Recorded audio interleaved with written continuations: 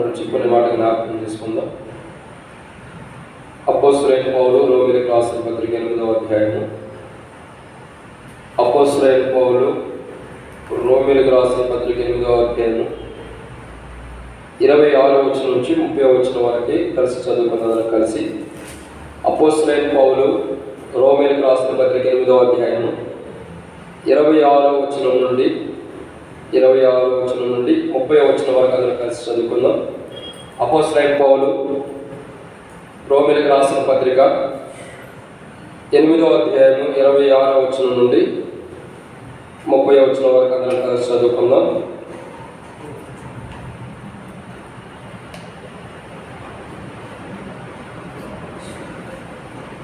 అటువలే ఆత్మయు మన బలహీనతను చూసి సహాయం చేయుచున్నాడు. ఏలయనగా మనము ఉత్తమంగా ఎలాగ ప్రార్థన చేయవలనో మనకు తెలియదు, కానీ ఉచ్చరింప శక్యము కాని మూలుగులతో ఆ ఆత్మ తానే మన పక్షమున జ్ఞాపన చేయుచున్నాడు. మరియు హృదయములను పరిశోధించేవాడు ఆత్మ యొక్క మనస్సు ఏదో ఎరుగును. ఏలయనగా ఆయన దేవుని చిత్త ప్రకారం పరిశుద్ధుల కొరకు విజ్ఞాపన చేయుచున్నాడు. దేవుణ్ణి ప్రేమించే వారికి, అనగా ఆయన సంకల్పం చొప్పున పిలువబడిన వారికి మేలు కలుగుటకై సమస్తం సమకూడి జరుగుతున్నవని ఎరుగుదు. ఎందుకనగా తన కుమారుడు అనేక సహోదరులలో జ్యేష్ఠుడైనట్లు దేవుడు ఎవరిని ముందుగా ఎరిగినో వారు తన కుమారునితో స్వరూపం కలవాలకు వారిని ముందుగా నిర్ణయించు. మరియు ఎవరిని ముందుగా నిర్ణయించినో వారిని పిలిచెను, ఎవరిని పిలిచినో వారిని నీతిమంతులుగా తీర్చెను, ఎవరిని నీతిమంతులుగా తీర్చిన వారిని మహిమపరిచాను. సో ఇక్కడ ప్రభు యొక్క వాక్యాన్ని జాగ్రత్త చూసినట్లయితే, అపోస్తలుడైన పౌలు రోమీయులకు రాసిన పత్రిక 8వ అధ్యాయంలో పౌలు రోమీయులకు రాస్తూ అంటాడు కదా, రోమాలో ఉన్న ప్రజలకి వారందరికీ కూడా ఒక లేఖతో రాస్తూ, ఒక పత్రిక రాస్తూ అంటున్నాడు, దేవుణ్ణి ప్రేమించే వారికి, ఆయన సంకల్పం చొప్పున పిలువబడిన వారికి సమస్తం సమకూడి మేలు కొరకై జరుగుతున్నాయి. ఏది జరిగినా, ఎలాంటి పరిస్థితులు జరిగినా, ఏవి వచ్చినా కానీ దేవుణ్ణి ప్రేమించే వారికి సమస్తం ఏం జరుగుతుంది? మేలు కొరకే, కీడు కాదు. ఒక అవమానం వచ్చినా, ఒక నింద వచ్చినా, ఒక శ్రమ వచ్చినా, ఒక బాధ వచ్చినా, ఒక దుఃఖం వచ్చినా కానీ, ఒక సంతోషమే పట్టజాలంత విస్తారమైన ఆనందం వచ్చిన పేతురు ప్రాగడత వచ్చింది, చెప్పనాసంఖ్యం మహిమాయుక్తమైన ఆ సంతోషం. అంటే చెప్పలేనంత సంతోషం వచ్చినప్పుడు కూడా మనుషుడికి ఏది జరిగినా, అది మేలు జరిగినా కీడు జరిగినా, ఏది జరిగినా సమస్తం దేవుని ప్రేమించే వారికి, ఇక్కడ దేవుని ప్రేమించే వారికి ఏమనుంది? సమస్తం సమకూడి మేలు పడుతుంది. దేవుణ్ణి ప్రేమించేవారు, మనల్ని మనం ప్రేమించుకోవడం కాదు, దేవుడు ప్రేమించే విషయం కూడా కాదు ఇక్కడ ఉంది. మనం దేవుని ప్రేమించడం, దేవుణ్ణి ప్రేమించే వారికి సమస్తం సమకూడి మేలు కొరకే జరుగుతున్నాయి.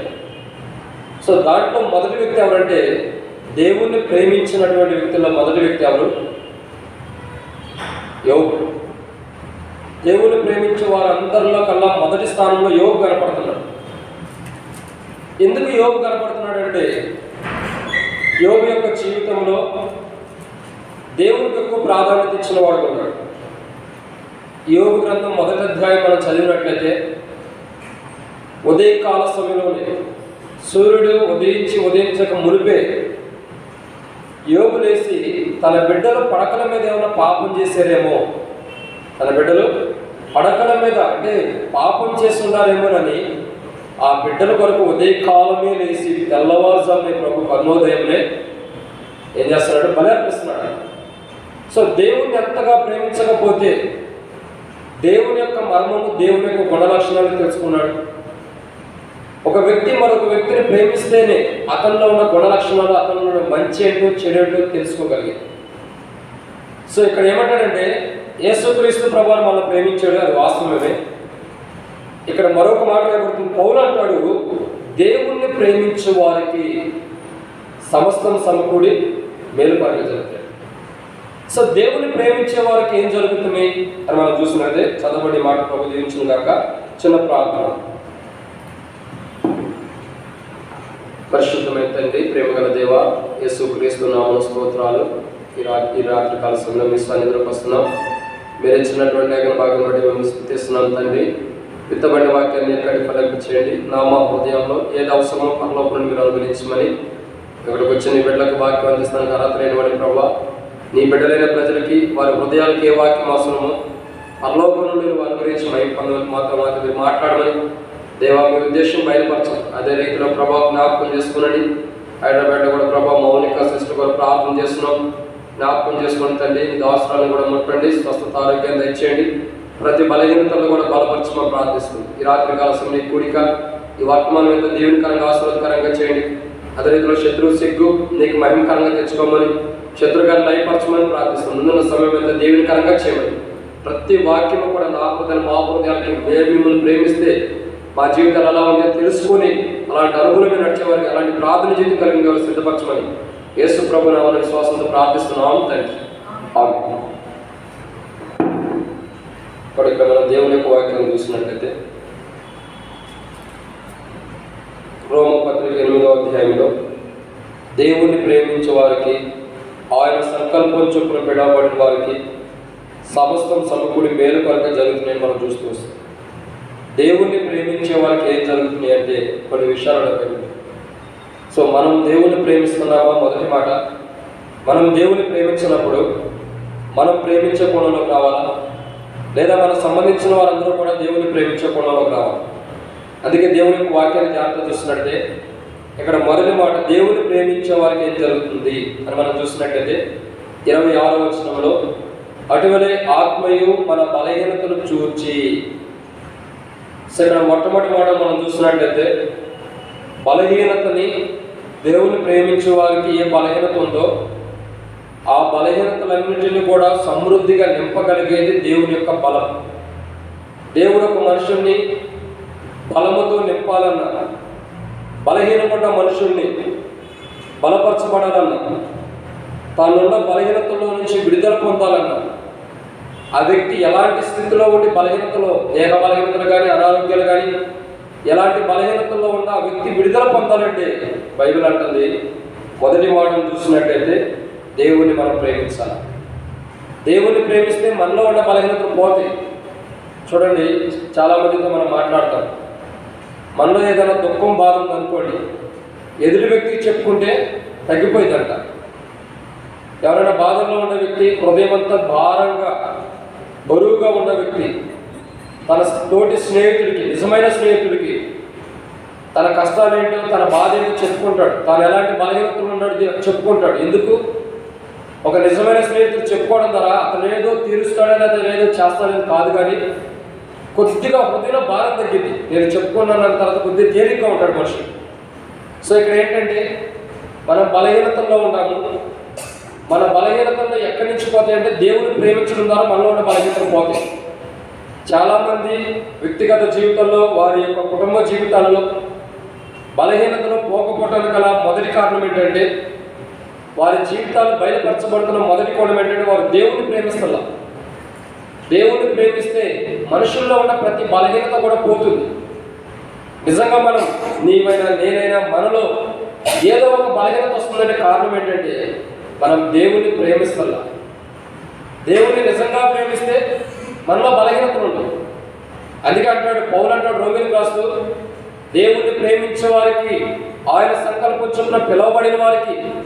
సో ఇక్కడ ఏమైందంటే దేవుని ప్రేమించే వారికి వారి బలహీనతల్లో దేవుడు ఏం చేస్తున్నాడు? బలపరుస్తాడు. పౌలు దేవుని ప్రేమిస్తున్నాడు. ఇదే పౌలు ప్రజలకు కూడా సెలవిస్తున్నాడు, అయ్యా మీరు దేవుని ప్రేమిస్తే ప్రతి బలహీనతల్లో కూడా ఏముంటుంది? శక్తి ఉంటుంది.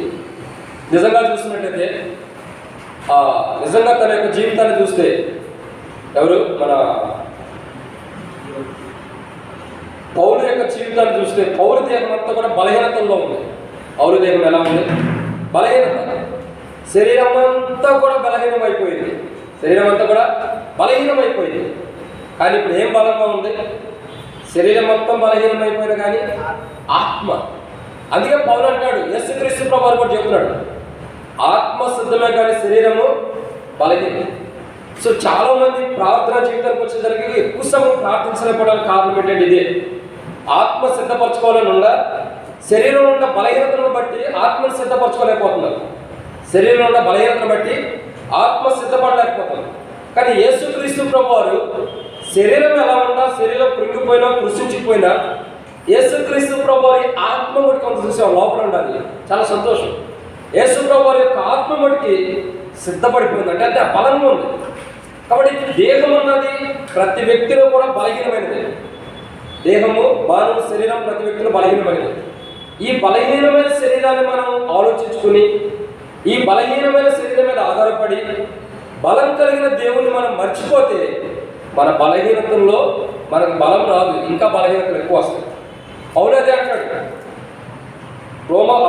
అపోస్తలుడైన పౌలు కొరింథీయులకు రాసిన పత్రికలో అంటాడు, నేను ఎప్పుడు బలహీనుడో అప్పుడే బలవంతుడు. ఎందుకు?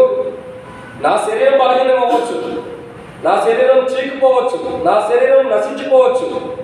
శరీరం ఎంత బలహీనతతో ఉన్నా నాలో ఉన్న దేవుని ఆత్మ మనకి ఎప్పుడూ సిద్ధంగానే ఉంటుంది. సో ఆత్మయు ఏమంటాడు అక్కడ, అటువంటి ఆత్మయు మన బలహీనతను చూచి, అంటే అర్థం ఏంటంటే ఆత్మ ఎప్పుడు కూడా సిద్ధమే, శరీరము బలహీనమే. సో దేవుని ప్రేమించే వారికి శరీరం బలహీనం గుండా ఆత్మను మనకి సిద్ధపరచుకుంటారు. తన ఆత్మని తాను సిద్ధపరచుకుంటాడు. ఇప్పుడు చూడండి, హిజ్కియా ఉన్నాడు, శరీర బలహీనతతో ఉన్నాడు, అనారోగ్యంతో ఉన్నాడు, మంచాన్ని పడి ఉన్నాడు. హిజ్కియా మంచాన్ని పడి ఉన్నప్పుడు ఒక సంఘటన జరుగుతుంది. ఓ ప్రవక్త చెప్తున్నాడు, అయ్యా నీళ్లు చక్కబెట్టుకుని చరిత్ర అయిపోతే నువ్వు వెళ్ళిపోతే ఈ లోపల విడిచిపెడతావంటే హిజ్కియా ఏం చేస్తున్నాడు? ఒకటే మనసు అనిపిస్తున్నాడు, దేవుని తట్టు తిరిగాడు. వచ్చిన ప్రవక్త కూడా ఏం సమాధానం ఇవ్వట్లా.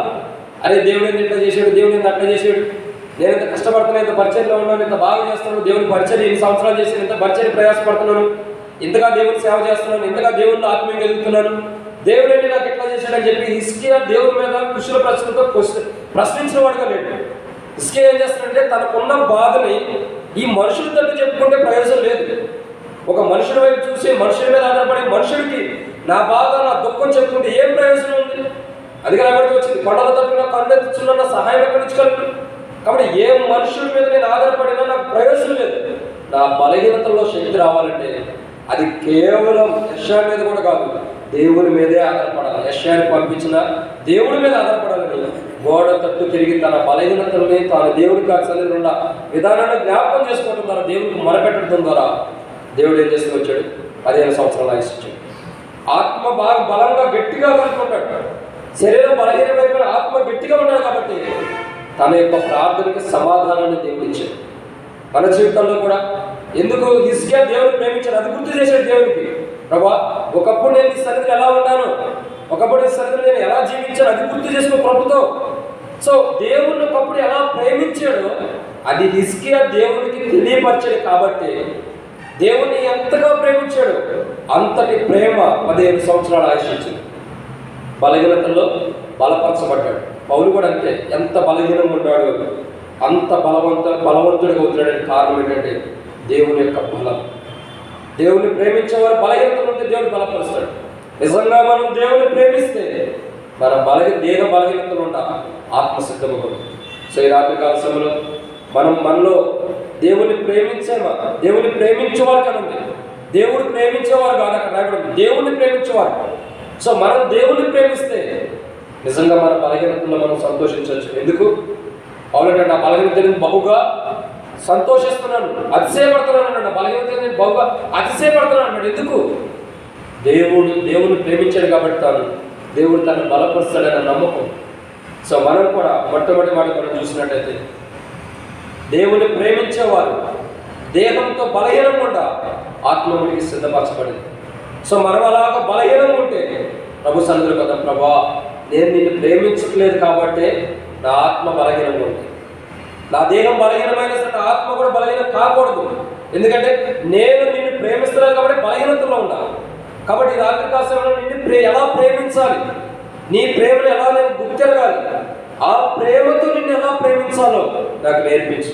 అప్పుడే నా దేహం బలహీనంగా ఉండదు, అదే రీతిలో నా శరీరం కూడా బలహీనంగా ఉండదు. కాబట్టి నిన్ను ఎలా ప్రేమించాలో దేవుని ప్రేమించే వారికి అన్నావు, ప్రభా నేను నిన్ను ప్రేమించాలి, నేను నిన్ను ప్రేమిస్తే నా దేహ బలహీనత ఆత్మీయ జీవితం కూడా బలహీనంగా ఉండదు. సో ఈ రాత్రికాల సమయంలో మనం ఎవరైనా సరే ఆత్మీయ జీవితం బలహీనంగా, దేహంతో కూడా బలహీనంగా ఉండి ప్రభువుని ప్రార్థన చేయడం మన జీవితాల్లో మనలో బలహీనత ఉందంటే మనం దేవుని ప్రేమిస్తలేదనే మొదటి కారణం. రెండవదిగా దేవుని ప్రేమించే వారికి ఏం జరుగుతుంది? మొదటిగా బలహీనత ఉంది. రెండవదిగా రోమా పత్రిక అపోస్తలుడైన పౌలు రాసిన పత్రిక 8:26 అటువలే ఆత్మయు మన బలహీనతను చూచి సహాయము చేయుచున్నాడు. చూడండి ఎంత గొప్ప మాట. రెండవదిగా దేవుని ప్రేమించే వారికి మొదటిగా బలహీనతను బలపరుస్తున్నాడు. రెండవదిగా దేవుని ప్రేమించే వారికి ఏం చేస్తున్నాడు అంటే సహాయం చేస్తున్నాడు. అక్కడ ఏం చేస్తున్నాడు? సహాయం.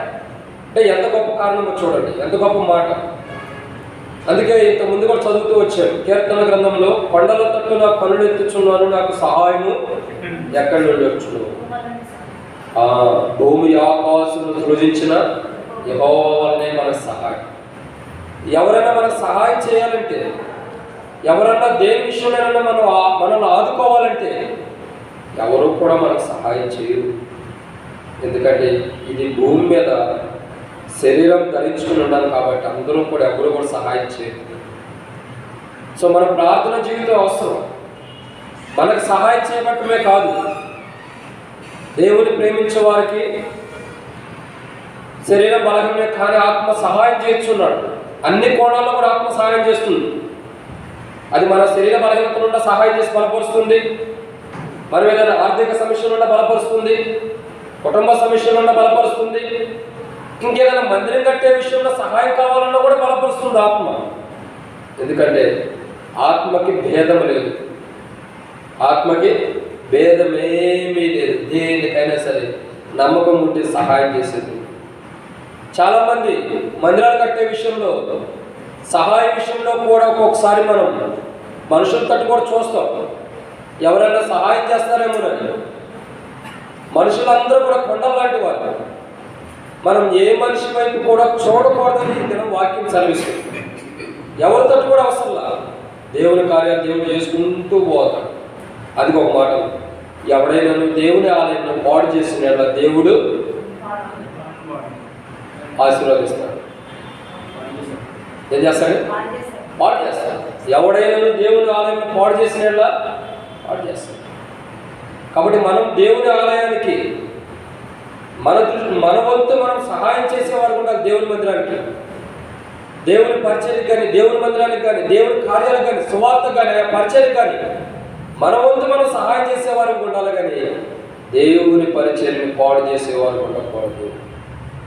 బైబిల్ అంటారు కదా, నిజంగా దేవుని ప్రేమిస్తే మనకే సహాయం కావాలన్న దేవుడు మనం చేస్తాడు. మొదట మన బలహీనతను బలపరుస్తాడు. రెండు, మనకే అక్కర్లున్నా, మనకే అవసరతలున్నా, మనం ఎలాంటి సహాయం కోరుతున్నా, అది డబ్బు రూపంగా, ఆస్తి రూపంగా, ఐశ్వర్య రూపంగా, ఇంకా ధనం కానీ, ఇంకేదైనా వాటి ఎక్సెట్రా ఇదేది రూపంలోనైనా మనం కోరుకుంటే ఏ విధానంలోనైనా దేవుడు మనకు సహాయం చేస్తాడు. దేవుడు ఎప్పుడు మనకు సహాయం చేస్తాడంటే మనం దేవుణ్ణి ప్రేమించినప్పుడు. మనం దేవుణ్ణి ప్రేమిస్తే దేవుడు మనకు సహాయం చేస్తాడు. మనం దేవుణ్ణి ప్రేమించకపోతే దేవుడు మనకెందుకు సహాయం చేస్తాడు? ఎప్పటికీ సహాయం రాదు. ఇప్పుడు చూడండి, మనం ఎవరైనా ప్రేమిస్తే వాళ్ళ ఇంటికి వెళ్ళామనుకున్న ఒక గ్లాస్ వాటర్ మనకి ఇస్తారు. గ్లాస్ వాటర్ లేకపోతే ఒక మంచి కూలింగ్ వాటర్, డ్రింక్స్, ఈ ఎక్స్ట్రా ఏదో ఒకటి మనకి ఇస్తారు. ఎందుకు? మనల్ని ప్రేమించారు కాబట్టి మనకి ఇస్తున్నారు. అదే మనల్ని ప్రేమించిన వాళ్ళ ఇంటికి వెళ్తే మనం మంచినీళ్ళు ఇస్తారా? ఎవరు? మన శత్రువుల ఇంటికి వెళ్తే ఇస్తారా? ఎవరో వాళ్ళు ఉంటారు. ఇప్పుడు దేవుని మందిరంలో ఉన్నవాళ్ళు ఎవరికెవరు శత్రువులు కాదు, అందరూ మిత్రులే.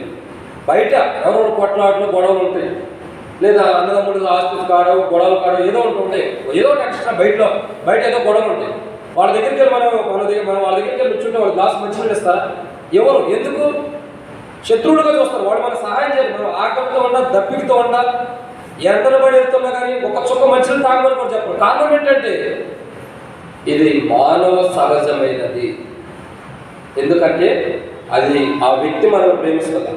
ఒకవేళ మనం నిజంగా ప్రేమించాడు అనుకో, మన మార్గాన్ని వెళ్తున్నా, బండి మీద వెళ్తున్నా, నడుచుకుంటూ వెళ్తున్నా, కాళ్ళు వెళ్తున్నా కానీ పిలుస్తాడు, ఆగాగాగాగండి. ఏంటంటే ఇలా రాగడానికి వచ్చేవాళ్ళు గ్లాస్ మంచిని దగ్గర ఇస్తాడు ప్రేమతో. ఎందుకు? నిజంగా ప్రేమించే వ్యక్తి బైక్ మీద వెళ్తున్నా పిలిచేస్తాడు. అదే ప్రేమించిన వ్యక్తి రోడ్డు మీద ఎట్లా వెళ్తున్నా గ్లాస్ వాటర్. ఎందుకని? నిజంగా ప్రేమించే వారికి ఏది సహాయం చేయాలంటే సహాయం చేస్తాం. లేదా నిజంగా మనం ప్రేమించిన వాడు మనకి తనకి ఏదైనా ఇబ్బంది ఉందో, బాధ ఉందో, ఏదో ఒక కుటుంబ సమస్యలో తిండికి రాక ఏదో ఒక విపరీతమైనటువంటి బాధతో ఉండి సహాయం కొరకు ఎదురు చూసినప్పుడు మనం ఒక వ్యక్తిని ప్రేమిస్తే ఆ వ్యక్తికి సహాయం చేస్తాం. ఒక వ్యక్తిని ప్రేమించినప్పుడు ఆ వ్యక్తి మన దగ్గరికి వచ్చి ఎంత మొరపెట్టుకున్నా నా దగ్గర ఏం లేదు అని చెప్పండి. నా దగ్గర ఏమి లేవు, నేను ఇస్తాను, అదే నా దగ్గరే లేవు, నేను నీకేమి ఇవ్వగలంటాను. ఇక్కడ ఒక విషయం ఏంటంటే మనం దేవుణ్ణి ప్రేమిస్తే దేవుడు ఖచ్చితంగా మనకు అన్ని విధాల సహాయం చేస్తాడు. మనం ఏ కొండల తట్టు కన్నులు ఎత్తవసరంలా, ఏ సముద్రాల తట్టు, ఏ ఆకాశం తట్టు కొండలు ఎత్తవసరంలా. మన హృదయాలు దేవుని తట్టు ఎత్తితే ప్రభా నీ ద్వారా మాకు సహాయం కలుగుతుంది. ఇది మేము నమ్మాం. ఎందుకంటే నమ్మకం ఉన్నవారు ఎవరు చెప్పండి దేవుడి ద్వారా సహాయం కలిగిద్దని? సరే, మీకు అందరికి ఒక ప్రశ్న. తిమింగలము నిజంగా యోనాను మింగిందా? నిజంగా చెప్పండి, మింగిందా?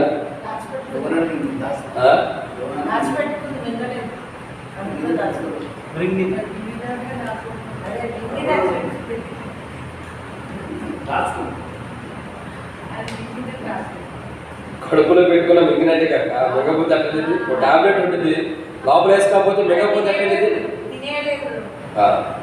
భక్సింగ్ గారిని ఒక వ్యక్తి ఇలా అడుగుతూ వచ్చాడు, తిమోతికి చెప్తూ వచ్చాడు, అయ్యా తిమింగలము యోనాను మింగిందంటే నువ్వు నమ్ముతావా? మనం ఏ సమాధానం ఇస్తాం? చదువుతానని డౌట్ పడుతున్నాం, ఏమని ఇస్తాం? మింగిందని ఇస్తాం. కానీ భక్సింగ్ గారు ఎట్లా అన్నాడు, తిమింగలము యోనాను మింగిందని కాదు, కానీ యోనానే తిమింగలాన్ని మింగాడని చెప్పినా నేను నమ్మేస్తా. బైబిల్లో రాసి ఉంటాను ఏంటి, యోనానే తిమింగలాన్ని మింగేసాడని బైబిల్లో రాసి ఉంటే నేను నమ్ముతా. ఎందుకు? బైబిల్ నేను నమ్ముతా, విమర్శించే విధానంలో కాదు. బైబిల్ నేను నమ్ముతా కాబట్టి బైబిల్లో ఉన్న ప్రతి మాట నేను నమ్మేస్తా. నాకు బైబిల్లో ఒక మాట తీసి అటు పెడతాం కానీ అటు మాట ఇటు పెడతాం కానీ నాకు ఇష్టం లేదు. బైబిల్లో ఉంది. యోనా గురించి రాసి మరలా తిరిగి తిమింగలం యోనాన్ని కక్కివేసిన తర్వాత మరలా యోనానే తిమింగలాన్ని కక్కివేయబడిన తిమింగలాన్ని మింగేసాడని చెప్పినా నేను నమ్ముతా. ఎందుకు? బైబిల్ అంటే నాకు అంత నమ్మకం. కాబట్టి ఇంకేం సమాధానం ఇస్తాడు? నోరు మూసుకుని అంతేపోయాడు. అంత నమ్మకం, సహాయం, దేవుని మీద అంత నమ్మకం ఉండేది దైవజనుడికి. కాబట్టి ఇక్కడ మనం ఏమంటామంటే ఆయన ఖచ్చితంగా మన సహాయం చేస్తాడు. ఎప్పుడు? ఆ దైవజనుడు నిజంగా దేవుని ప్రేమించాడు కాబట్టి. ఒకరోజు కూటి కూడా లేని స్థితిలో టీ తాగి ఆ దినాన్ని ఎల్లబుచ్చిన దినాలు ఉన్నాయి. టీ తాగి ఆ దినాన్ని సువార్త చేసి ఎల్లబుచ్చిన దినాలు చాలా ఉంటాయి. తిమోతికి చాలా చెప్తూ వచ్చాడు. చక్కగా కూర్చోబెట్టుకుని చెప్తారు, దగ్గర కూర్చోబెట్టుకుని ఎట్లా అని. ఒక రోజు అంతా తిమోతికు చెప్తూ వచ్చాడు. ఇంట్లో తన సాక్షిలో కూడా చెప్పాడు. ఒక రోజు తిమోతికు భక్సింగ్ గారిని కలిపి ముంబై ప్రాంతంలోనే ఎక్కడో కారులో వెళ్తూ ఉంటే భక్సింగ్ గారు చెప్పాడంట, భక్సింగ్ గారికి తర్జుమా చేయడానికి తీసుకెళ్తారు తిమోతి, ఈ వీధుల్లో ఆరంభ దినాల్లో నేను చేతి మీద సువార్త పత్రికలు పెట్టుకుని, ఇప్పుడు ఎట్లా పసుపు కలర్ ఒక సువార్త పత్రిక, ఎర్ర కలర్ ఒక సువార్త పత్రిక, అట్లా ఒక్కొక్క కలర్ ఒక్కొక్క సువార్త పత్రికలు పెట్టుకుని ఇక్కడ దాకా ఇట్లా చేతితో కొట్టుకుని ఈ వీధులు మొత్తం తిరిగి పంచాను తిమోతి అని చెప్పాడు. తిమోతికి కళ్ళంటే నీళ్ళు వచ్చేసి, తిమోతికి ఎట్లా చెప్పేదానికి కళ్ళంటే నీళ్ళు వచ్చేసింది. తిమోతికి చెప్తూ వచ్చాను, తిమోతి ఈ ప్రదేశంలో చేతుల మీద పత్రికలు వచ్చుకుని ఎవరికైనా ఇస్తే వెళ్తే, ఎవరైనా తీసుకుంటే ఆ రోజు తీయిపిస్తే అదే ఆహారం, అదే భోజనం, ఇక దాంతోనే సంతృప్తి. ఇంకెవరు కూడా సహాయం చేసేవారు ఉండేవారు కాదు. దేవునికే చెప్పుకోలేదుండా. ఆయన దగ్గర 3 షరతులు ఉన్నాయి. అవి ఏది కూడా నాకు అవసరం ఉందని ఎవరు చూపించుకోకూడదు, నాకు కావాలని చెప్పకూడదు, నాకు ఇది కావాలని వేరే వాళ్ళు అడగకూడదు. కాబట్టి ఇలాంటి షరతులతో ఉన్న తిమోతి. కాబట్టి నేను ఏ రోజు కూడా ఎవరిని ఆశించలేదు. ఒకవేళ ఎవరైనా టీ ఇప్పిస్తే వద్దనేవాడిని, తర్వాత బలవంతం చేస్తే తాగేవాడిని అదే ఆ రోజుకి. కాబట్టి నేను అనుకుంటాను, ఏడన్నా పంపులు బోర్లు ఉంటే వాటి కింద పంపు కొట్టుకుని ఒక చేతితో కొట్టుకుని మరలా వాటి దగ్గర తాగి మరలా వచ్చి కొట్టుకుని మరలా తాగుతూ ఉండేవాడేమో. ఎంత దారుణమైన స్థితిలో సేవ చేస్తూ వచ్చాడు. ఆయన కష్టార్జితమే నేడు దినాలు ఫలించిన ఫలాలు. ఆయన పెద్ద చెట్టు, మనం అందరం కూడా దానికి కాసిన కాయలు. చెట్టు బాగా ఉండింది, కాయలు పుచ్చిపోతాయి. అందుకే మనం పుచ్చిపోయినట్టే ఉంటాయి, మన ప్రార్థనలు కూడా అలాగే ఉంటాయి. చెట్టు అయితే బాగానే ఉంది, అసలైన చెట్టు దృఢముగా దృఢనిశ్చయత కలిగి విశ్వాసంగా బలముగా అతి విస్తారమైన గొప్ప చెట్టుగా ఉంది. చూడండి, మామిడి చెట్టు బాగుంది పెద్దగా, దాని కాయలు ఎక్కడ ఉంటాయి, కోసిన తర్వాత మచ్చలు ఉంటాయి, డాగులు ఉంటాయి, ముడతలు ఉంటాయి, పురుగులు ఉంటాయి. మనం అందరం కాయలు, మనలో మచ్చలు, పురుగులు, డాగులు అన్నీ ఉంటాయి. ఆయన మటుకి కాసే కాపు మానట్లేదు, చెట్టు కూడా మంచిదే. కాబట్టి మనకు సహాయం రావాలంటే దేవుని దగ్గర నుంచి. కాబట్టి ఇక్కడ రెండోదిగా మనం చూసినట్లయితే మనుషుడికి దేవుని ప్రేమించే వారికి దేవుడు సహాయం చేస్తాడు. మొదటిగా బలహీనతలను బలపరుస్తున్నాడు, సహాయం చేస్తాడు. మూడోదిగా దేవుని ప్రేమించే వారికి దేవుడు ఏం చేస్తాడంటే అక్కడ రాయబడిన 26వ వచనంలో ఈ రకంగా మనం యుక్తముగా ఎలాగో ప్రార్థన చేయవాలో మనకు తెలియదు. సో మూడోదిగా అపోస్తలుడైన పౌలు రోమీయులకు రాసిన పత్రిక 8వ అధ్యాయం 26వ వచనంలో పౌలు అంటాడు, మనకు ఎలా ప్రార్థన చేయాలో కూడా తెలియదు. సో దేవుని ప్రేమించేవారు ప్రార్థన చేస్తే దేవుడు విని సమాధానం ఇస్తాడు. అందుకే అంటాడు కదా, అడుగుడి మీకు ఇవ్వబడి, తట్టుడి మీకు తీయబడి, వెదుకుడి మీకు దొరుకుడు. కాబట్టి మీరు ఏది అడిగితే, ఏది కావాలన్నా తలుపు తట్టితే, ఏది కావాలని మీరు వెతికితే అది దొరుకుతుంది. ఎప్పుడు ప్రార్థనా జీవితం కలిగి దేవుని ప్రేమించడం. చాలామంది యొక్క జీవితాల్లో ప్రార్థన అన్నది తక్కువగా ఉంటుంది. ప్రార్థన అసలే ఉండని జీవితాలు ఉంటాయి కొంత. కాబట్టి మన వ్యక్తిగత జీవితాల్లో ప్రార్థన జీవితం ఎంతవరకు ప్రభుత్వం నడుస్తుందని పరీక్షించుకోవాలి. చాలామంది బయట చెప్పే ప్రశ్న ఏంటంటే, మీరు ఏ సావాసం, ఏ మందిరానికి వెళ్తారు అని అడిగితే బక్సింగార్ సావాసం, బక్సింగార్ మందిరం హెబ్రోన్, బక్సింగార్ సావాసం అంటాము, హెబ్రోన్ అని చెప్తాం. హెబ్రోన్ అంటే సహవాసము. హెబ్రోన్ అన్న పేరుకి అర్థం ఏంటంటే సహవాసం. బక్సింగార్ అన్న పేరుకి అర్థం ఏంటంటే ప్రార్థన. అంతే, ఇంకేం లేదు, ప్రార్థన. మరి ఏ సావాసానికి వెళ్తున్నారు, ఎక్కడికి వెళ్తున్నారంటే బక్సింగార్ సావాసం అని చెప్పే మనము, వాళ్ళు ఇంకొక ప్రశ్న వేస్తే బాగుంటుంది అందరికీ. ఏమని, మీరు ఏ సావాసానికి వెళ్తున్నారు? బక్సింగార్ సావాసం, హెబ్రోన్ అంటారు. సరే కానీ బక్సింగార్ సావాసమే, కానీ మీ ప్రార్థన జీవితం ఎంత ఉంది బక్సింగార్ సావాసం అని ప్రశ్నిస్తే అది అడగకూడదు మనల్ని. అది అడిగితే వాళ్ళు మనకు శత్రువులు అయిపోతారు. అడిగినోడు మనకి శత్రువులు అవుతారు. ఎందుకు? మీరు ఏ సావాసానికి వెళ్తున్నామంటే కాళ్ళలో ఎగరేసుకుని తలెత్తుకుని చెబుతే బక్సింగార్ సావాసం అని. మరి మీలో ఎంత ప్రార్థన జీవితం ఉందంటే చెప్పలేము. ఎదుటి వ్యక్తి అంటే మన కోపం వచ్చేసింది. ఎందుకు? అడగకూడని ప్రశ్న అడిగితే ఎవరికైనా కోపమే, ఎవరికైనా కోపమే. లేనిది అడిగితే ఎవరిస్తారు? కాబట్టి ఇక్కడ ఏంటంటే ప్రార్థన జీవితం లేదు, చెప్పుకోవడానికే బక్సింగార్ సావాసం.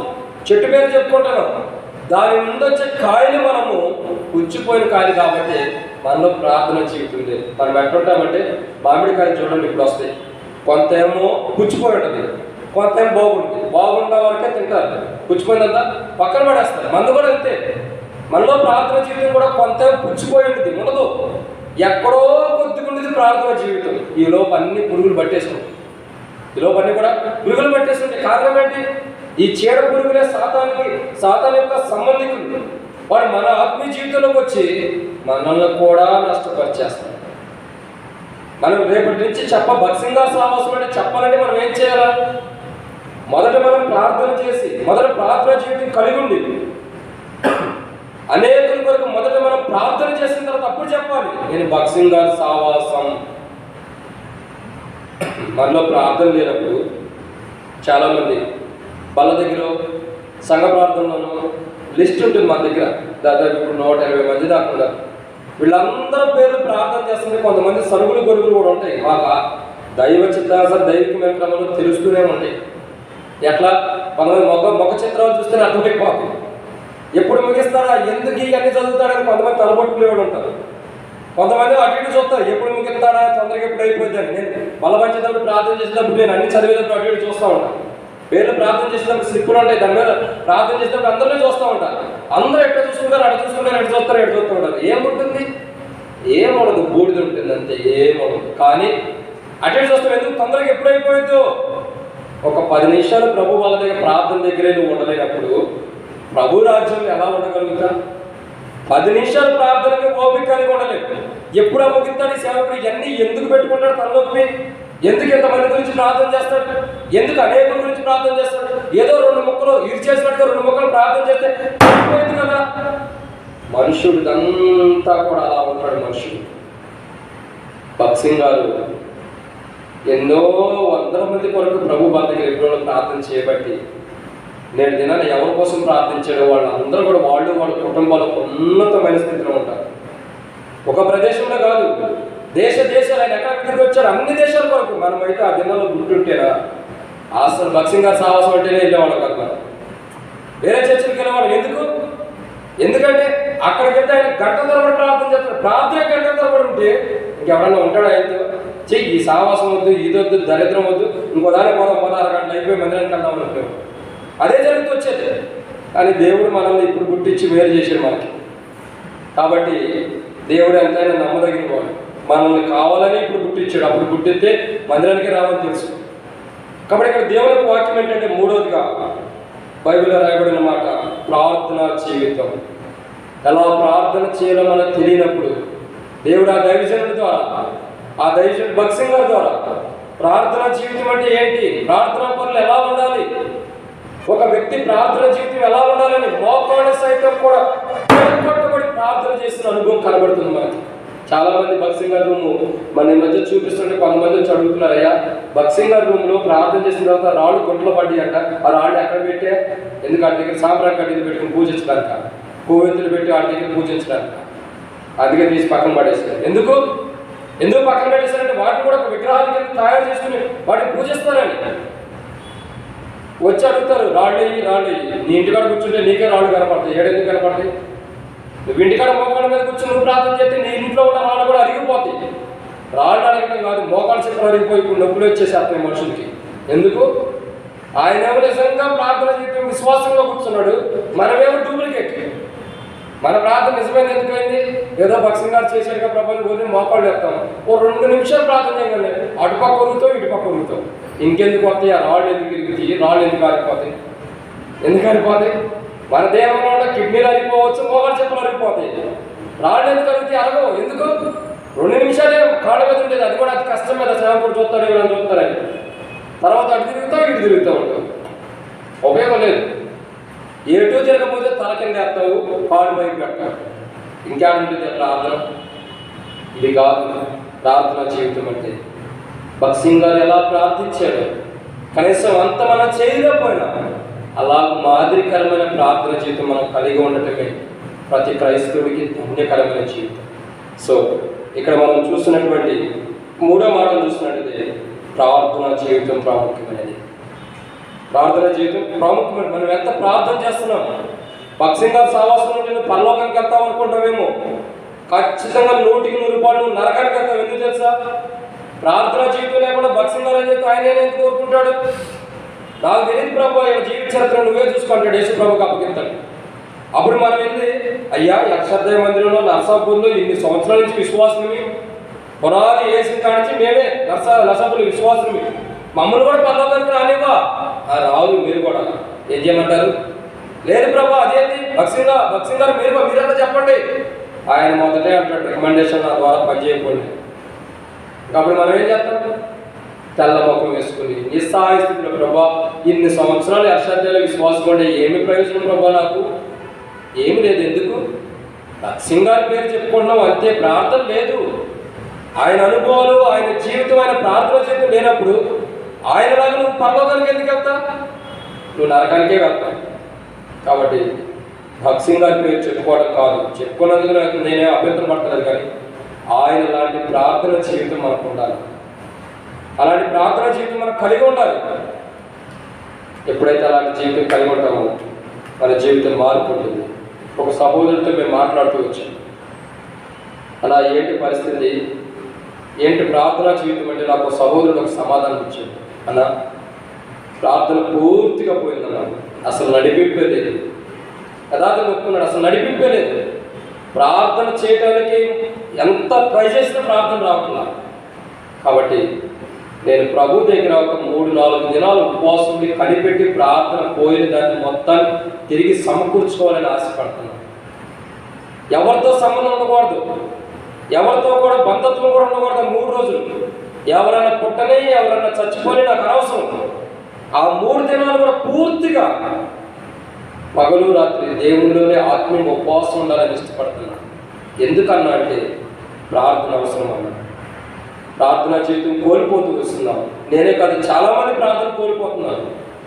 కనీసం 3 రోజులు ఉపవాసం ప్రార్థన చేసి ప్రభుత్వం ఎక్కువసేపు ప్రార్థన గడిపిన అనుభవం ఉంటుంది కాబట్టి అలా ప్రార్థన జీవితం కలిగి ఉండాలని, ఇక ప్రభు వచ్చినంత వరకు కూడా అలాంటి ప్రార్థన జీవితాన్ని కొనసాగించాలన్న దృఢ నిశ్చయం. ఎంత మార్పు! మనం ఊహించని రీతిలో ఒక వ్యక్తిలో మార్పు వస్తుంది. కాబట్టి మనం ప్రార్థన జీవితం అవసరం. ప్రార్థన చేయాలి. చాలాసార్లు మనం బ్రదర్ ఈ వ్యక్తి మందిరానికి రాడు, ఆ వ్యక్తి మందిరానికి రాడు అంటారు. వాళ్ళే ప్రార్థన పనులు అవుతారు. ఎప్పుడు వచ్చే మనమే మనలో ప్రార్థన అవుతాం. ఎందుకు? మనమే ఇశ్రాయేలు ప్రజలు లాంటి వారు, సనుగులు గొరుగులు. మనలో ఎందుకుంటే ప్రార్థన ఉండదు. మనం ప్రార్థన చేసిన దేవుడు వినకూడదు. కాబట్టి అలా ఉండకూడదు. దేవుణ్ణి ప్రేమించేవాళ్ళు నిజమైన ప్రార్థన జీవితం కలిగి ఉంటారు. మనం దేవుణ్ణి ప్రేమించకపోతే మనకు ప్రార్థన రాదు. ప్రార్థన ఎలా చేయాలో కూడా తెలియదు. 4వదిగా దేవుని ప్రేమించే వారికి ఏం జరుగుతుందో చూడాలండి. రోమపత్రిక 8:26 ఎలాగో ప్రార్థన చేయడం మాకు తెలియదు కానీ ఉచ్చరింప శక్యము కాని మూలుగులతో ఆత్మ తానే మన పక్షంలో. ఇక్కడ మనం చూసినటువంటి మరొక మాటను చూసినట్టే 4వదిగా మనము ఎట్లా ప్రార్థించాలో కూడా మనకు తెలియదు. అయితే మూలుగుతో మనం ప్రార్థన చేస్తే వచ్చిన శకము కానీ మూలుగులతో ఆ ఆత్మ తానే మన పక్షముగా విజ్ఞ. అంటే అర్థం ఏంటంటే మనము కూడా మూలుగులతో, అంటే దుఃఖముతో ఉన్నవారు, ఏదో అనారోగ్యంతో ఉన్న వారి దగ్గరికి వెళ్ళి మనం పలకరిస్తే ఏం చేస్తారు? గంతులు వేసిన వాళ్ళగా మాట్లాడతారా? మాట్లాడతారు. ఎక్కడో బాధగా మాట్లాడతారు, అంటే మూలుగుతూ మాట్లాడతారు. మనం కూడా అనారోగ్యం వచ్చిందని కాదు కానీ దేవుని దగ్గర ఆత్మీయ జీవితాన్ని, ఆత్మను కోల్పోయినందుకు దుఃఖముతో ప్రార్థించాలి. మూలుగులతో, దుఃఖముతో. ఎప్పుడైతే మనం ప్రార్థన చేస్తామో ఖచ్చితంగా దేవుడు మనం ప్రార్థన పెట్టాడు. సో ఇక్కడ 4వదిగా చూసినట్టే మన ఆత్మ మూలుగుతో ప్రార్థించాలి. అంటే దుఃఖముతో, వేదనతో, బాధతో మన ఆత్మ ప్రార్థన చేయాలి. ఎప్పుడైతే మన ఆత్మ మూలుగులతో ప్రార్థన చేసిద్దో, మూలుగుతూ అంటే దుఃఖముతో, వేదనతో. చూడండి, ఎవరైనా దెబ్బ తగిన వాళ్ళ దగ్గర పలకరిస్తే ఏం చేస్తాడు? దుఃఖంతో, బాధతో మాట్లాడు. మనం కూడా అలాంటి దుఃఖంతో ప్రార్థన చేస్తే దెబ్బ తగిన దగ్గరికి వెళ్ళి మనం మాట్లాడేటప్పుడు మనకు జాలి అనిపించింది, అయ్యో అనవసరంగా దెబ్బ తగిలింది. మనం కూడా మూలుగుతూ ప్రార్థన చేస్తే దేవుడికి జాలి కలిగి మనం ఏది ప్రార్థన చేస్తున్నామో అది ఇస్తాం. దేవుని ప్రేమించేవారు దేవుని సన్నిధిలో మూలుగుతూ ప్రార్థన చేస్తారు. మూలుగుతూ ప్రార్థన చేస్తారు. 5వదిగా దేవుని ప్రేమించేవారు ఎలా ఉంటారని చూద్దామండి. 5వ మాట చూసినట్టే అపోస్తలుడైన పౌలు రోమీయులకు రాసిన పత్రిక 8:26 మన పక్షముగా విజ్ఞాపన చేస్తున్నాడు. 27 మనం మరియు హృదయములను పరిశోధించేవాడు. కాబట్టి 5వదిగా హృదయాన్ని పరిశోధించేవాడు. ఏం చేస్తున్నాడు? హృదయాన్ని పరిశోధిస్తున్నాడు, పరీక్షించి చూస్తున్నాడు. హృదయం ఎలా ఉంది, ఎలాంటి హృదయం కలిగి ఉన్నాడు మానవుడు. నిజంగా నన్ను ప్రేమిస్తున్నానని అంటున్నాడు, నిజమైన ప్రేమ కలిగి ఉన్నాడా? హృదయ కాఠిన్యం కలిగి ఉంటాడు. అంటే ప్రేమ అని చెప్పుకుంటూ హృదయం కఠినమైపోయింది. మనం నేను దేవుని ప్రేమిస్తున్నా చెప్పుకొని కఠినమైపోయింది, కానీ ప్రేమిస్తల్లా. కఠినమైపోయిన వాడికి ఏం జరుగుతుందో హఠాత్తు మరణం వస్తుంది. పరోధ జరిగితే వచ్చింది. దేవుని సన్నిధిలో దేవుని సమయాన్ని దేవుడు మాట్లాడినప్పుడల్లా పోని అని ప్రజలు పోనిచ్చాడు. చివరిలో హృదయాన్ని కఠినం చేసుకోవడం ద్వారా ఎర్ర సముద్రంలో పడిపోయి మునిగిపోయి చనిపోతూ వచ్చాడు. హృదయ కాఠిన్యము దేవుణ్ణి ప్రేమించే స్థితిలో కాదు, దేవుని ఉగ్రతకి దారి తీస్తుంది. కాబట్టి మనం హృదయం కఠినమైపోకూడదు. వాక్యం మాట్లాడడం, హృదయ కాఠిన్యం చేసుకునేవారు దేవుని ప్రేమించేవారు. దేవుని ప్రేమించేవారు బలహీనతలో బలపరచబడతారు. దేవుని ప్రేమించేవారు దేవుని ద్వారా సహాయం పొందుతారు. దేవుని ప్రేమించేవారు ప్రార్థన జీవితం కలిగి ఉంటారు. దేవుని ప్రేమించేవారు మూలుగులతో ఆత్మ ద్వారా ప్రార్థిస్తారు. 5వదిగా దేవుని ప్రేమించేవారు ఏం చేస్తారంటే హృదయం కాఠిన్యం చేసుకోరు. హృదయంలో పరిపూర్ణంగా ప్రభుని పెట్టుకుంటాడు. ప్రభు వాక్యం మాట్లాడినప్పుడు సరి చేసుకుంటాడు. ప్రార్థన జీవితం లేదన్నప్పుడు ప్రార్థన జీవితం కలిగి ఉంటాడు. ఆరాధన జీవితం లేదన్నప్పుడు దాన్ని కలిగి ఉంటాడు. సావాసం లేదన్నప్పుడు సావాసం కలిగి ఉంటాడు. నీలో బలహీనతలు ఉన్నప్పుడు దాన్ని సరి చేసుకోవడానికి ఇష్టపడతాడు. అభ్యంతరకరంగా ఆటంకకరంగా నీలో ఉన్నాయన్నప్పుడు దాన్ని సరి చేసుకుంటాడు. నిజమైన వ్యక్తి, నిజంగా దేవుని ప్రేమించిన వాడు అలా ఉంటాడు. ఆ వ్యక్తికి ఏది జరిగినా దేవుడు మేలు కొరకే ఉంచుతాడు. ఏది జరిగినా అది మేలు కొరకే. అందుకే దేవుని ప్రేమించిన వారికి సమస్తం సమకూడి అని సంకల్పించుట పిలబడి వారికి సమస్తం సమకూడి మేలు జరుగుతుంది. ఎవరికి మేలు జరుగుతుంది? ఎవరికి సమస్తం మేలు జరుగుతుందంటే దేవుణ్ణి ప్రేమించిన వారికి. మనం దేవుని ప్రేమిస్తే మన బలహీనతలో దేవుడు బలపరుస్తాడు. మనం దేవుని ప్రేమిస్తే దేవుడు మనకు సహాయం చేస్తాడు. మనం దేవుని ప్రేమిస్తే మంచి ప్రార్థన జీవితం దేవుడు మనకు అనుగ్రహిస్తాడు. మనం దేవుని ప్రేమిస్తే మూలుగుతో విజ్ఞాపన చేస్తాం. మనం దేవుని ప్రేమిస్తే హృదయ కాఠిన్యం అవుతుంది. ఇలా జరగని వారే దేవుని ప్రేమించడం. ఇవన్నీ జరుగుతున్నాయి అంటే అర్థం ఏంటంటే బలహీనతలో ఉండి సహాయం రాక, ప్రార్థన జీవితం లేక, మూలుగుతో విజ్ఞాపన లేకుండా హృదయం కాఠిన్యం చేసుకున్న వాళ్ళు దేవుని ప్రేమించినట్టు. దేవుని ప్రేమించే వారికి అన్ని మేలే. వారు ఎలాంటి బలహీనత, అనారోగ్యం ఉన్నా, ఏ కీడు, ఎదుటి వ్యక్తి ఏదైనా కీడు చేయాలనుకున్నా, ఎదుటి వ్యక్తి ఏదైనా హాని చేయాలనుకున్నా దానిని కూడా మేలుకరంగా మార్చేస్తాడు దేవుడు. మనకెవరైనా కీడు చేయాలనుకో, మనకెవరైనా హాని లేదా మన సాక్ష్యాన్ని ఎవరైనా పాడు చేయాలనుకున్నా ఇంకా అధికమైన సాక్ష్యాన్ని మనం పొందగలుగుతాం. ఇంకా అధికమైన పేరు, అధికమైన ఘనతని మనం పొందగలుగుతాం. ఎప్పుడు మనం దేవుని ప్రేమించినాం. దేవుని ప్రేమిస్తే ఎవరైనా మన ఆస్తిలో, మన ఐశ్వర్యంలో, మనం ఏదైనా నింద మొక్కలలో హాని చేయాలనుకున్నా మనం దేవుని ప్రేమిస్తే అవన్నీ కూడా మనకు ఆశీర్వాదకరమైన విధానంలో దేవుడు సిద్ధపరుస్తాడు. అవన్నీ కూడా ఆశీర్వాదకరమే. దావీదు ఒక మాట అంటాడు. దావీదు రాజ్యంలో రాజుగా ఉన్నప్పుడు ఒక వ్యక్తి వచ్చి దావీదుని ఇష్టానుసారంగా తిడుతున్నప్పుడు దావీదు ఒక మాట అంటాడు. బట్టలు అంటారు, అయ్యా నువ్వు ఆజ్ఞాపిస్తా తీసుకెళ్తామని. మీరు ఎవరు ఏం చేయదు. ఎందుకు? యెహోవా అతని మాటలకు శాపవచనాలు ఆశీర్వాదకరంగా మార్చవచ్చునేమో. దేవుని ప్రేమించే వారికి ఎదుటి వ్యక్తి నుంచి వస్తున్న కీడు కానీ, అవమానం కానీ, నిందలు కానీ, బాధలు కానీ, ఇబ్బందికరమైన నానా విధమైన మానసికమైన వేదనతో కూడిన ప్రతి మాట కూడా దేవుడు దాన్ని ఆశీర్వాదకరంగా, క్షేమకరంగా చేస్తాడు. దేవుని ప్రేమించే వారికి అన్ని మేలే. ఎదుటి వ్యక్తి మనం తిడుతున్నాడు, ఎదుటి వ్యక్తి మనం అవమానిస్తున్నాడు, ఎదుటి వ్యక్తి మనం నిందిస్తున్నాడు, ఎదుటి వ్యక్తిని మనలో ఉన్న బలహీనతను చూపిస్తున్నాడు అంటే అర్థం ఏంటంటే మనకు మేలే జరుగుతుంది. వాటన్నిటి ద్వారా మనకు మేలే, కీడెప్పుడు రాదు. కాబట్టి మనం దేవుని ప్రేమిద్దాం. దేవుని ప్రేమిస్తే అన్నింటిలో బలహీనతలు ఉండవు, సహాయం చేస్తాడు, బలపరుస్తాడు, ప్రార్థన జీవితం ఉంటుంది, మనం మూలుగుతూ విజ్ఞాపన చేసి అనుభవం వస్తుంది, హృదయ కాఠిన్యం కాకుండా కూడా ఉంటుంది. సో హృదయ కాఠిన్యం చేసుకుని ప్రార్థన లేనివాడు, బలహీనతల్లో కూడా బలహీనత ఉండి సహాయం అందలేనివాడు, విజ్ఞాపన చేయలేనివాడు ఎలాంటి దేవుని ప్రేమించినాడు. దేవుని ప్రేమించేవాడు అవన్నీ జరుగుతాయి, ప్రేమించిన వాడికి జరగదు. సో మనం దేవుని ప్రేమిస్తున్నామా? దేవుని ప్రేమించకపోతే ఇప్పటికైనా దేవుని ప్రేమించిన అనుకున్న ప్రభా, దేవుని ప్రేమించే వారికి అన్ని మేలే, నాకు అన్ని కీడే వస్తున్నాయి. కారణం ఏంటి? నాలో ప్రార్థన జీవితం లేదా, విజ్ఞాపన లేదా, హృదయం కఠినమైపోతుందా? ప్రభా ఎందుకని నాలో ఇవన్నీ జరుగుతున్నాయి, వీటి వల్ల నాకు ఎందుకని సమాధానం రావట్లేదని ప్రభుని అడుగుతాం. నిజంగా మనం దేవుని ప్రేమించకపోతే ప్రార్థన చేద్దాం. మనం దేవుని ప్రేమించి ఉంటే దేవుడు అన్ని సహాయం చేస్తాడు. మనం దేవుని ప్రేమిస్తలేదు కాబట్టి ఏది మనకు రావట్లేదు. ఇప్పటికైనా దేవుని ఎలా ప్రేమించాలో ప్రభా, ప్రేమ నాకు కనపరచని ప్రభు సన్నిధిలో ప్రార్థన చేద్దాం. దేవా నీ ప్రేమ నాకు అనుమతించు, ఆ ప్రేమని పొందాలని ప్రార్థన చేద్దాం. అదే రీతిలో దేవుణ్ణి మనం పొంది మనం దేవుని ఎలా ప్రేమించాలో మనం నేర్చుకుని ప్రేమిస్తే ప్రతి దాంట్లో కూడా మనకు మేలు కీడు. అలా మనకు ప్రతి దాంట్లో మేలు కలిగినట్టు మనం దేవుని ప్రేమించినట్టు దేవుడు మంచి హృదయాన్ని మనకు అనుగ్రహించినాక ప్రార్థనలో ప్రవేశిద్దాం. ఒక సహోదరి అట్లా ప్రార్థన చేయండి, క్లుప్తంగా చేయండి. సమయం లేదు కాబట్టి ఎక్కువసేపు చేయొద్దు. అది కొన్ని నిమిషాలు, అతి తక్కువగా క్లుప్తంగా ముగించండి. ఒక సహోదరి సమయం లేదు కాబట్టి త్వరగా ఆరంభించండి. ఒక సహోదరి వాక్యానుసారంగా మనం దేవుని ప్రేమించలేదు మొదలు పరీక్షించుకోండి. తర్వాత దేవుని ప్రేమించలేదు కాబట్టి కీడు వస్తుందని, నష్టం వస్తుందని తెలుసుకోండి.